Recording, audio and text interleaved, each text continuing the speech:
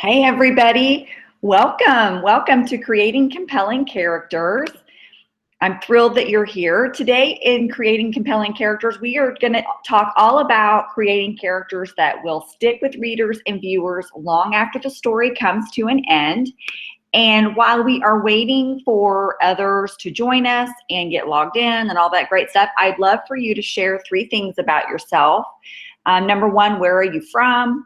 What are you writing, a screenplay or a novel? And what genre are you writing? I'm always fascinated to kind of see what other people are up to. And again, I just want to spend a little bit of time doing this before we get started so we can give more people time to enter the room.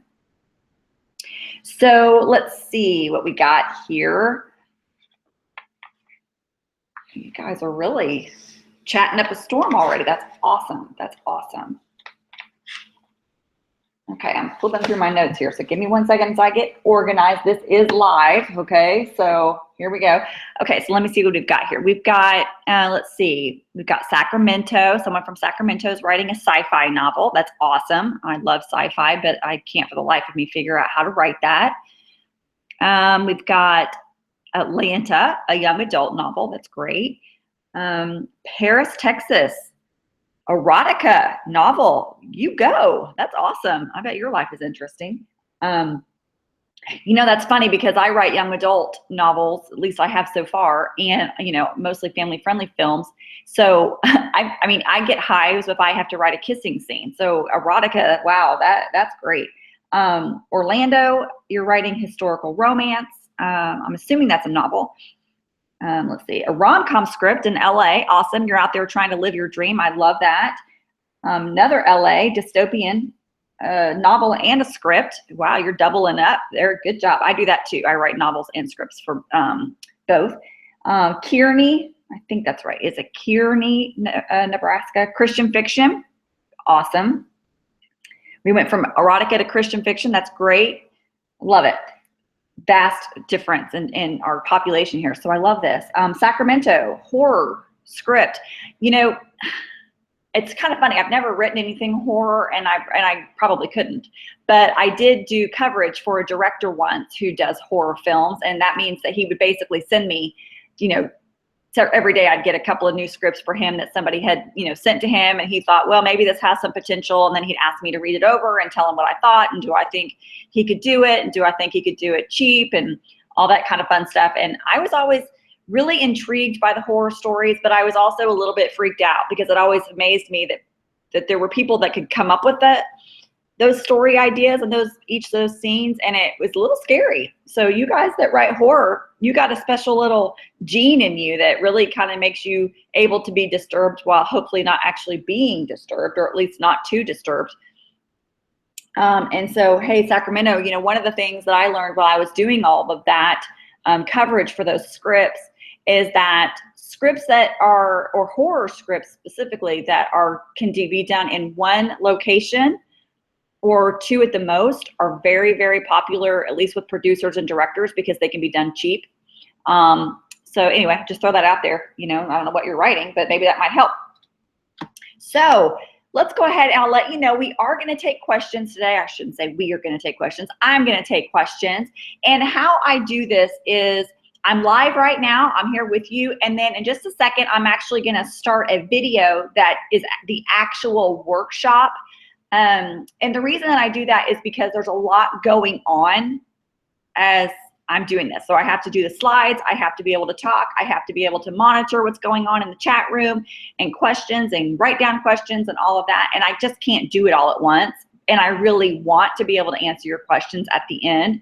So I allow the video to play itself, and then I'm in the background kind of writing down some of your questions so that then later on at the end of this, I can come back live again and we can start going over all those questions, or at least as many as we can get to without taking too long. So do put down your questions. I am here, and then I'll come back to them and we'll get to those later, okay? So I'm gonna go ahead and start the workshop now. When this starts, if you see a little bit of static or an error message that says, you know, you can't watch the video, ignore that. It just takes a second for it to get the permission to do that. So don't turn this off if you get that. Just stick with me. The video will start, and then I'll be back to talk to you and answer your questions live at the end. So have fun. Let's see, get this going.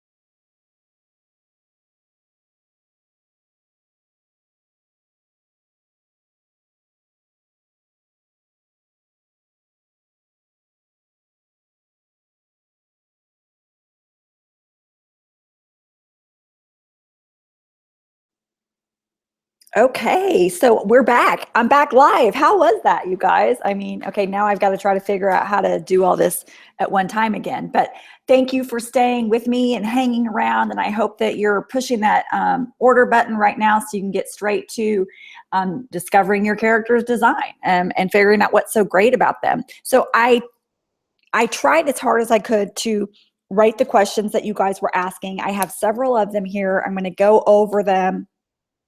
And then what I don't get to do here, what I'll do is if I see some really important ones or ones that I think you guys really would benefit from, then what I'll do is I'll answer them in an email and I'll send that out. Okay, so if that's fair. Now, these aren't going to be in any particular sort of order because I was literally just scrambling and trying to write them down. So someone asked, which is my number one question usually, how do you get over writer's block? I mean, as I kind of alluded to during the God, I can't even think, the webinar I just did. It's interesting because I think a lot of it has to do with self-esteem. If our self-esteem's low, we're going to have writer's block. It can also have a lot to do with just feeling overwhelmed and we don't know where to start. That can cause writer's block, which is another reason why I created these systems. So those are some of the things I think you need to look at first, kind of the root of what it is. Is it really that you don't have time? Is it really that you can't come up with a scene idea? Or is it really more just that, you know, you just don't feel really great about yourself, or maybe you don't feel like you have what it takes to tackle that type of story or that type of scene? If that's what it is, you just have to, as I say, shut up and jump and do it anyway. I mean, a lot of writing is doing it anyway. We do it despite the fear, despite the doubts, despite our, kind of, our muse, when they decide not to show up, we still have to work. So do that. But I also, another thing you can do with the sticky notes is if you'll just kind of move them around maybe in a whole different way, sometimes you can see a story kind of come about that you weren't really thinking about. And sometimes it's just kind of recharging and realigning some things that will get it jump started. I do actually have a video blog post that I did on writer's block one day. And I'll put it in that private Facebook group so that you guys can watch that, because that might help with that writer's block. Okay, the programs that you're talking about, is it movie or scripts? The 6-day story prep immersion, the 21-day beat by beat challenge, the discovering character design, it works on all the above. It works on movies and scripts. It will help you do both. I mean, it'll even help with nonfiction, because you still have to know all this when you're sitting down to write a true story, right? It helps you kind of get into the, each person's mind. So all of that helps. Do you do this for all of your characters? Yes, I do this for all of my main characters. And then I also do it obviously for my antagonist. So I go through this entire process, the developing, and it's actually very fast. It's a really fast thing. Like the other day I had to sit down, I'm working on a new script, and I I created some new characters. I think I did 6 new characters, and getting a pretty good handle on them in like an hour and a half or 2 hours, at least to the point where I could start the writing process or the planning process. Because the reality of it is we kind of need to know the basics. We need to know all those 7 layers, but the more we actually turn around and start writing the story, the more the character will reveal themselves. But we at least have to start somewhere. Does this work for any genre? Yes, it works for every genre. We still have, no matter what kind of story you're writing, if it's young adult or sci-fi or fantasy or horror, which there was a lot of different kinds represented here, it still works the same. We all have the same layers. We may need to amp up some. Let's say, for example, you're writing a psychological thriller. Obviously, the psychological issues module is going to be really important to you, and that you're going to really pay more, maybe close attention to that and really amp up some of that stuff. But all 7 layers are going to apply no matter what kind of story you write. Let's see. Then someone asked, do the archetypes make it too cliche? And the answer is no. The archetypes make stories familiar, but it's up to you to kind of make them new and creative and put a twist on them. If they do feel too cliche, then that's more on your lap, because you haven't added like a new twist to it and given it kind of a new face. Let's see. Okay, someone asked, how does your coaching work? I do coaching in some different ways. I do offer a free 20-minute session to anybody, you know, that's interested in that. And that's where basically somebody will call, we'll have a telephone conversation, and they call and they talk about their project. And then I kind of tell them, give them some pointers or kind of point them in a direction. And then I tell them how maybe we can work together, continue to work together. I also have a platform building call, which is usually just takes 1 or 2 times. And we just simply talk about building a platform, because if you want to be traditionally published, especially, you have to have a platform. You have to have an audience out there ready to go before you reach out to publishers and agents. So I say, if you're writing a novel, you need to be building your platform simultaneously. So I do a platform building call. And then I also have coaching sessions that you can buy, you know, individually or in bulk, you know, 1 hour, 3 hours, 5 hours, 7 hours, whatever. And we divide the time however you want. You can call and be like, okay, I just need 15 minutes of your time, and that we start a clock. Okay, sorry, I had to cough. See, this is live. Next, where do you get character ideas? I mean, I get character ideas from anywhere, and you need to also. And that's why I was saying earlier during the webinar that it's really important to kind of get out in the world. I mean, go to the state fair, you get crazy people there. Go to Walmart, go to high school football games. I mean, find people that are kind of in that genre that you're going to be writing. Also, police officers, if you can, ride a public transportation, ride the bus, ride the subway, listen to people's conversations, eavesdrop. Go to, you know, coffee shops, anywhere, and you'll see something, you'll hear something, and you can just go with it. I mean, I was literally standing in Walmart one time at the deli counter, and there was a man on the phone. He had a heavy African accent, and he was saying something like, they don't know who they're messing with, and going on and on. And standing there, I like had this entire, of course, idea that he was, you know, taking over the world, or thought he could, and was, you know, a horrible person, and he became an antagonist sort of for me. But you can really get character inspiration anywhere. I mean, from your high school friends, from your high school enemies, I mean, anywhere. Just brainstorm, watch TV, you know, get out in the world. I would just say, number one, get out in the world. That's a great way to do it. Someone mentioned they had self-esteem issues, big time. How do you get over them? The systems, like I said a minute ago, the systems help me get over my self-esteem issues. But I honestly, when it comes to writing, I always have low self-esteem. I never get over it, no matter what. You know, I don't think that we ever truly learn how to conquer our fears. We just sort of learn how to do it anyway. Like I said, you just have to shut up and jump, and you just do it.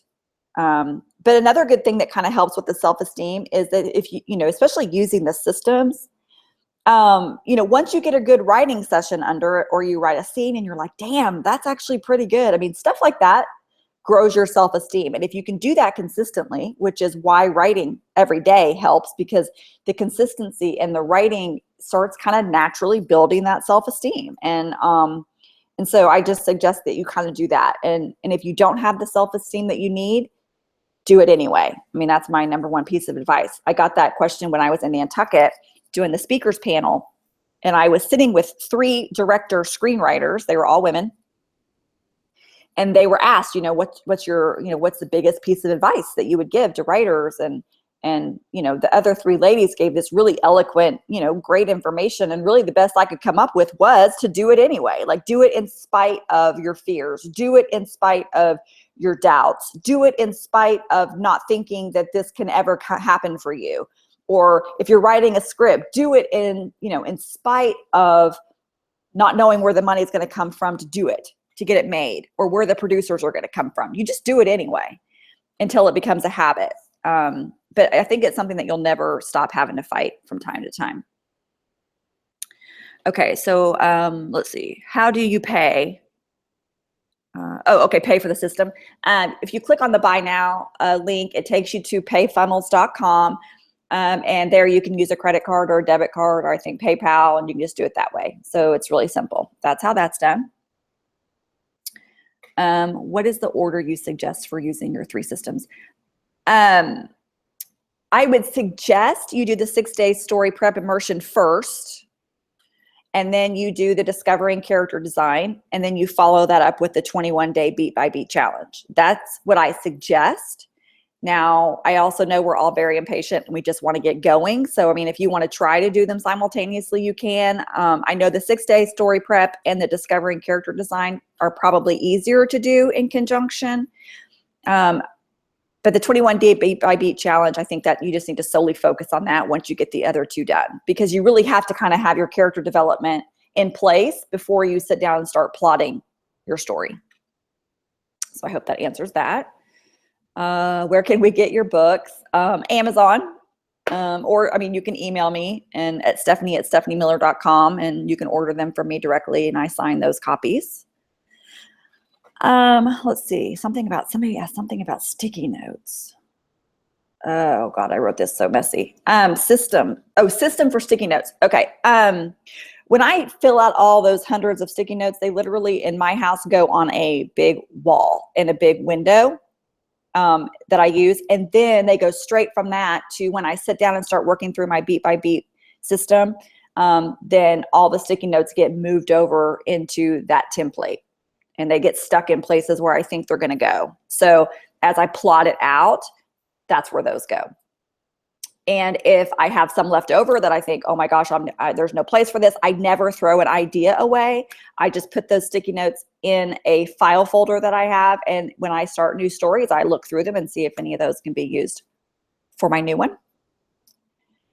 Can we watch this again? Yes. There's a lot of information here. I know I covered a lot of stuff and I went fast because number one, I'm a fast talker and a long talker. So there's a little bit of character description. But I also really wanted to make sure I gave you a lot of information. So there's a lot here. So the replay will be available for you for 48 hours. You can watch it as many times as you want to. So go for it. And that's why I gave you the workbook. So you can have that, use it to take notes. And then of course, once you get the system, you'll get a lot more information and you'll get a workbook for each one. And then also with the system, you get a template that you can print off every single time you're developing a new character. And so that you download it one time, but then you print it every time for a new character and that gets you going. So that's a great way to do that too. So there's a lot of information on this, but once you get the system, it goes into a lot more detail, takes it a little more slowly, and it will allow you to really get those characters well designed. Okay, so I think we've pretty much run out of time. If you guys have more questions, like I said, I can put them in emails and send them out. Also, even after this closes, this live portion closes and it goes into replay, if you type questions in, I get them emailed to me. And so I can always respond to them if it's really urgent or if it's something that I don't feel like I covered as well as I should have, I will email you and give you an answer for that. So again, thank you so much. I am Stephanie Miller. I am thrilled that you took the time to do this. I truly believe that this system will help you and just make the writing process easier and a lot more fun. So thank you for joining me, and write on. And I hope I see you in my Facebook group, Write On. So we'll talk soon. Bye-bye.